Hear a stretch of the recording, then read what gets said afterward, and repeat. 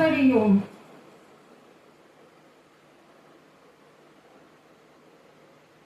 जब पांडव कौरवों से हर तरह से हार गए थे चौपड़ के खेल में, तब कौरव पांडवों को तरह तरह से कष्ट दे रहे थे। कभी लाक्षागृह में जलाना, तो कभी कुछ कभी कुछ। तब भगवान श्री कृष्ण तब वहां के महामंत्री थे विदुर जी। विदुर जी ने धृतराष्ट्र जी को समझाया कि आपके बाहर के नेत्र तो बंद हैं, कम से कम अंदर के नेत्र खोलिए। और आखिर वो भी आपके ही पुत्र हैं, आपके भाई के पुत्र हैं। दुर्योधन को समझा दीजिए कि युद्ध न करे। तभी दुर्योधन वहां आ गया और विदुर जी को बेइज्जत करके निकाल दिया। विदुर जी बोले कि मैं स्वयं ही यहां नहीं रुकना चाहता, और वो एक कदली के वन में विदुराणी के साथ निवास करने लगे। भगवान श्री कृष्ण हस्तिनापुर आए संधि प्रस्ताव लेके। हस्तिनापुर आज दुल्हन की तरह सजी है। दुर्योधन ने खूब सम्मान के लिए उनका खूब सजावट की, 56 भोग बनवाए। विदुर जी ने आकर विदुराणी को बताया, क्योंकि विदुर जी भगवान कृष्ण के अनन्य भक्त थे, कि आज हमारे कन्हैया आ रहे हैं। तो विदुराणी बोली कि जब आप मंत्री थे तब तो हम उनसे मिल सकते थे, पर अब कैसे मिल पाएंगे अपने कन्हैया से। विदुर जी ने कहा, अरे हम नहीं मिल पाएंगे, पर वो तो हमें देख लेंगे ना।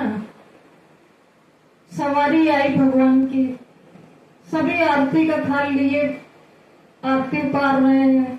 अट्टारियों से महिलाएं फूल बरसा रही हैं, और विदुर और विदुराणी एक कोने में खड़े हैं। भगवान वो सब नहीं देख रहे हैं, स्वागत सत्कार।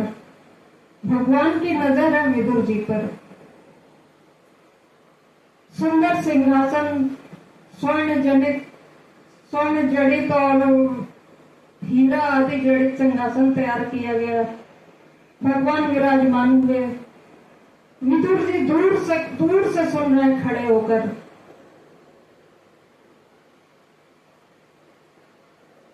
भगवान ने दुर्योधन से कहा कि युद्ध मत करो, अत्यधिक नुकसान होगा। तुम 5 गांव ही दे दो पांडवों को। पर दुर्योधन ने भड़क के कहा कि मैं तो युद्ध करूंगा, इसके सिवा कुछ नहीं। फिर दुर्योधन ने कहा कि मेरी मां ने 56 भोग बनाए हैं, आप ग्रहण करिए। भगवान ने कहा कि मेरा न्योता तो आज विदुर जी के यहाँ है, और भगवान चल दिए। इधर विदुर जी विदुराणी से कहते हैं, जल्दी चौका लिखो, नहाओ धो तैयारी करो, मैं बाजार से कुछ लेकर आता हूँ। विदुराणी अभी स्नान ही कर रही थी, तभी भगवान सांकल खटखटाते हैं। अब विदुराणी जो है उन इतना अधिक भावावेश में आ जाती है कि उसको ये भी नहीं पता कि मेरे वस्त्र गीले हैं। वो सांकल खोलती है, भगवान अपनी पीताम्बरी उसके ऊपर डाल देते हैं, और उसकी समझ में नहीं आ रहा कहाँ बैठाऊं, क्या करूं। पाटा उल्टा रख देती हैं, बिल्कुल भाव विभोर हो गई हैं। और भगवान तो कृष्ण का स्वभाव है, जहां भी जाते हैं भूखे जाते हैं। बोले, भैया मुझे भूख लगी है।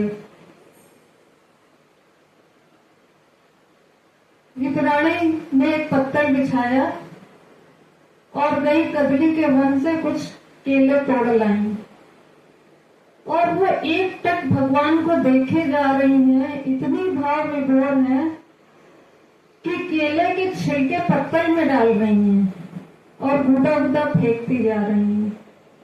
और हमारे भगवान श्री कृष्ण को देखिए कैसे भक्त वत्सल हैं, वो केले के छिलकों का पान कर रहे हैं बड़े आनंद से। तभी विदुर जी आते हैं मलाई के लड्डू वगैरह लेकर और कहते हैं विदुरानी तुझे क्या हो गया है, ये भगवान को तू क्या क्या खिला रही है, केले के छिलके। तब विदुरानी को होश आता है। विदुर जी कहते हैं इसको पाइए, मैं मलाई के लड्डू लाया हूँ, आपके लिए बहुत कुछ लाया हूँ, माखन मिश्री लाया हूँ। तो भगवान कृष्ण क्या कहते हैं कि मुझे जो स्वाद उन छिलकों में आया इन लड्डुओं में नहीं आ रहा है। क्योंकि भगवान कहते हैं भाव का भूखा हूं, भाव ही एक सार है, भाव से जो बचता मुझे भव से बेड़ा पार है।